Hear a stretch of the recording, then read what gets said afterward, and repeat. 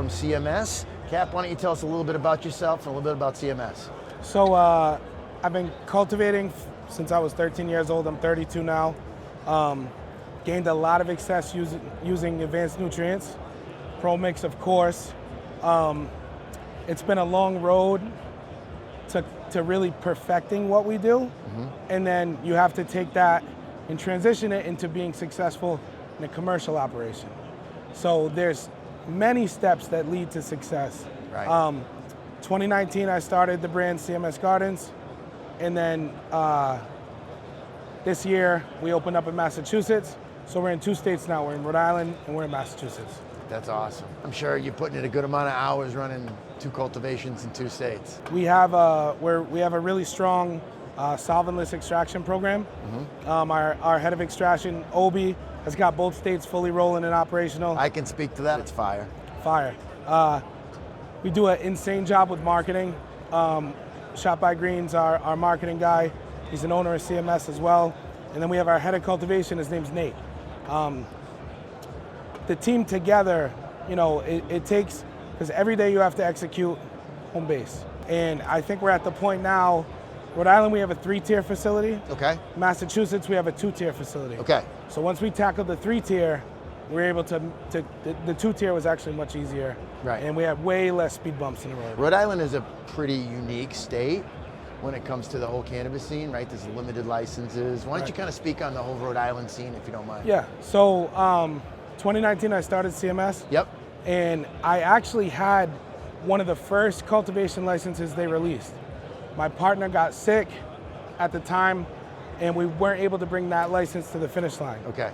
So after that happened, I kind of lost everything that I had built. So I had said, hey, if I'm gonna re-enter this market, I can't get another license, right? They're all handed out by this point. So I need to build some value that somebody doesn't have. So I just went straight for a brand.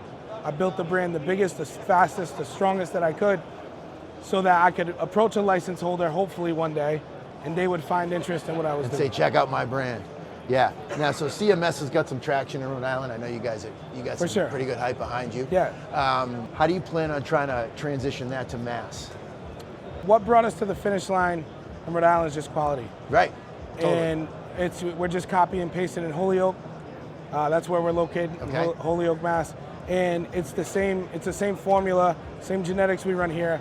We breed and create our own genetics, so we always try to keep that exclusivity, right. And it helps the customer kind of orbit around our brand. Totally. When we They're can going to shop offer. CMS because they like your flavor. Correct. Right? You want to go get some cut that everybody has, that's cool too, but I'm totally with you on that. Part of creating a brand, in my opinion, is having your own flavor. Absolutely. Right? And having your own style and swag to it, right? Like, I'd love to get to a point where customers buy brands because they like the flavor of the guy who right. runs the brand, right? So why don't you tell us a little bit about what you like to grow in? You mentioned advanced nutrients. So for lighting, we use TSR lighting. Okay. Best lighting I've come across. And they're actually a local Rhode Island company, so it worked out. You know what I mean? When I first teamed up with my partner over at CMS, we had 34 lights in the beginning when it was medical. Okay. Those were TSR lighting. We transitioned and carried that over to our expansion project. As far as media goes, we use 1-gal Pro Mix pots. So okay. The ones with the white plastic, yep. Toss them after. And then we, of course, use advanced nutrients.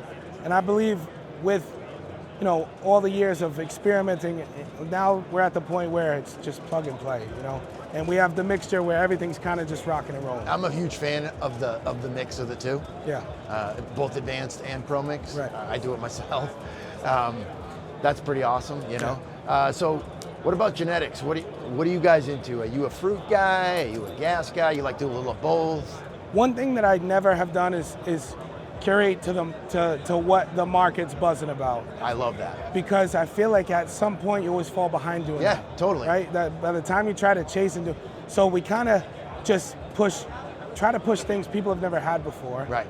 And then we actually just did a pheno hunt, White Rhino, White Widow, Super Lemon Haze, Super Silver Haze, Jack Herer, Full Gas, and we're bringing some of the old school stuff back.